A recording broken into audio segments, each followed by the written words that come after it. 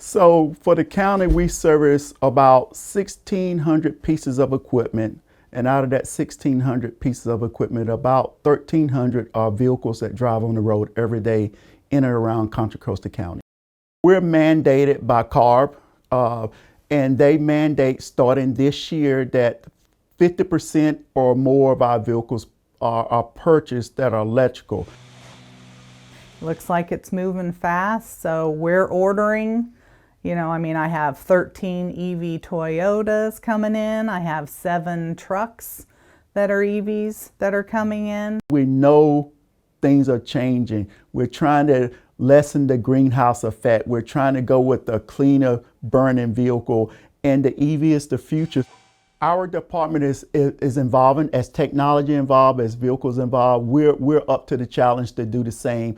And our number one cause is safety. Safety is first and foremost to fleet, to make sure you have a safe vehicle. And the next thing is education, to make sure that the employees of the county understands about how EV is coming and how to drive it and be comfortable doing it. The great thing is with us purchasing more EVs and getting the technicians the training, I think we'll be able to do leaps and bounds and take our maintenance to another level. Yeah, I got a couple schools already done for EV training, and it's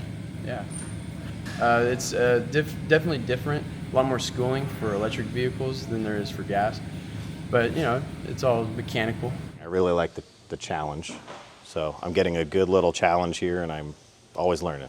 I own an EV. I own a Fiat EV.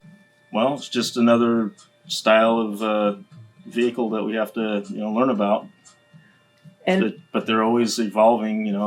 Nothing stays the same anymore, so it's nothing new. So when we first set out to figure out where we need EV charging infrastructure, we looked at where our fleet vehicles resided and where they were parked overnight. These chargers are going to be relatively fast, but they're going to be charging vehicles overnight. A lot of those locations are public works, but some are also in the sheriff's office. And then we have some out in East County at our Delta Fair properties, and also at West County at a few different sites. The goals associated with our fleet electrification or our transition to zero emission vehicles is really tied up in the climate action plan and the goals set forth in that CAP. And that's in the draft form right now. In 2035, California will outlaw the sale of internal combustion engine vehicles. So you won't be able to go to a dealership and buy an internal combustion vehicle off the lot. What's important to realize with respect to our fleet is that the California Air Resources Board has a clean fleet regulation that is requiring all public agencies to purchase at least 50% of their medium and heavy duty vehicles as zero emission vehicles. And so that starts this year. There's also a requirement for the county to be fully responsible for all the emissions that are related to our activities. And they break these down into 3 tiers. Tier 1, 2, and 3. Tier 1 and 2 are things that we can actually influence, but Tier 3 are all the emissions that come from activities that the county itself cannot influence directly. One example of that is the commuting miles to get to work for every employee. The more we can encourage emission reductions in the form of electrified transportation, the more easier it'll be for the county to help reduce those emissions. Pollution essentially in our communities with every electric vehicle mile traveled. So we don't have that particular matter out in our communities as we drive our electric fleet vehicles around, and thus we don't have our communities breathing in those pollutants. Fleet Services has a program that supports the maintenance of all of our fleet vehicles. The majority of our fleet vehicles are enrolled in this maintenance program.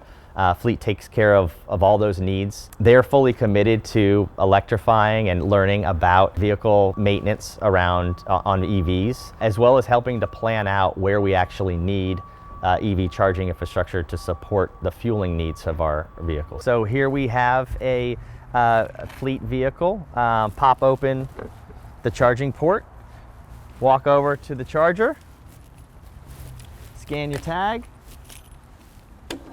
unplug, connect, and you're done. For a full charge, this charger would probably take 6 to 8 hours overnight. This range is in the 180 to 220 full charge, and the average workday for most of our fleet vehicles would be well within that range. So this is our largest site. We have about 26 chargers, and what's unique about this site as well is that we've put extra conduit in the ground for future charging. As we expand our purchasing of electric vehicles, those vehicles will need chargers, and so we'll have conduit already laid to be able to plug into to build those chargers as well. One other resource that we're deploying across the county at select sites is it's called the EV Arc portable solar power battery integrated charging system, and it charges a battery that then supplies charging power for a vehicle overnight.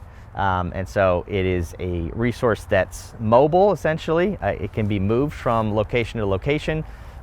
It can be deployed in an emergency or natural disaster situation, and can provide power for a number of hours or even days. It's also a way for us to provide charging to departments that may take 1 or 2 years to get in-ground charging in place for whatever reason, and so we can give them a place to charge in the short term, as they wait for in-ground charging.